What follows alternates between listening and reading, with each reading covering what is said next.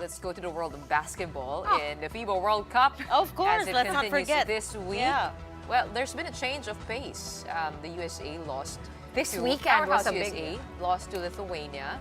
And that was their first loss of the tournament in 10 games, even the 5 exhibition games prior to the FIBA World Cup. I got to speak this morning with Team USA Managing Director Gretchen Ho about that, as well as how much the game of basketball has evolved. Let's watch this. How's the Philippines so far?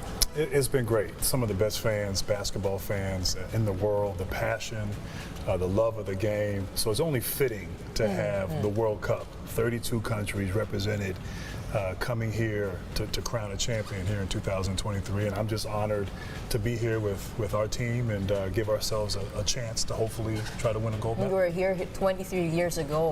What's changed?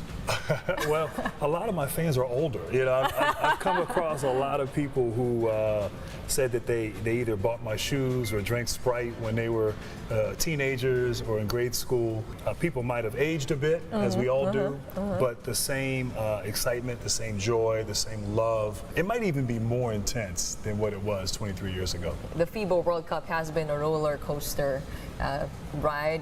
You've been on the road for 3 weeks. What has surprised you so far in this tournament? You know, I think just to expect the unexpected. You know, I mean, I think you've seen teams come in that are favorites, teams that a lot of the pundits, expected to move on.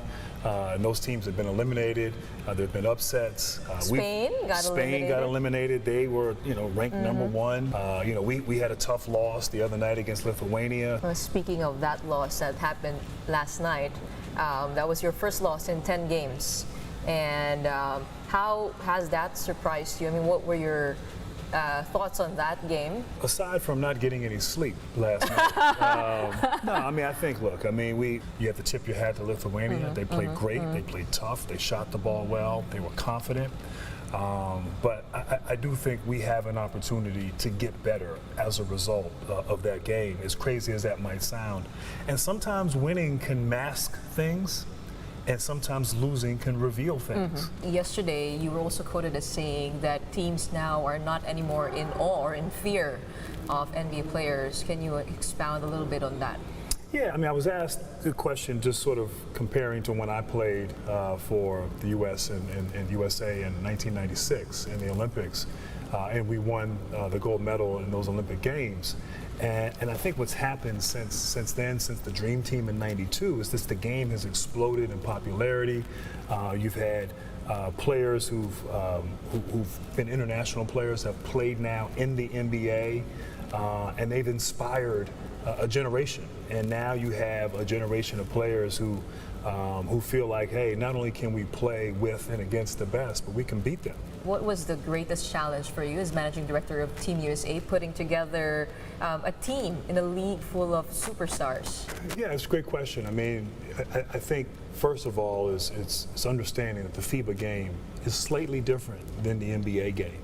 And so finding players whose skill sets, one, would translate well on the FIBA stage was important. And then two, players and personalities that fit and complement one another. Every NBA team that we reached out to about a player, they were so receptive and so excited and thought it would be a great opportunity for their player to be a part of this. They see the value in this experience. You've had, I think, the privilege to look at basketball from different points of view. As a player, as a managing director, also as an investor. You are co-owner of the Atlanta Hawks. Given how basketball is moving, what does it take to be a high-value player today? I mean, we're trying to get some Filipinos to be able to make it to the NBA, but we always fall short of that. So what would you say we have to build on? I do have a unique perspective, and I see the game and I work in the game from all these different angles, which, how lucky am I that I have an opportunity to do that? And you do have Jordan Clarkson. I mean, he has Filipino roots, and he's a great player in the NBA. And is certainly proud to represent the Philippines in international But there competition. are also emerging teams like South Sudan, Japan, making it to the Olympics. It just shows that the game is just continuing to grow.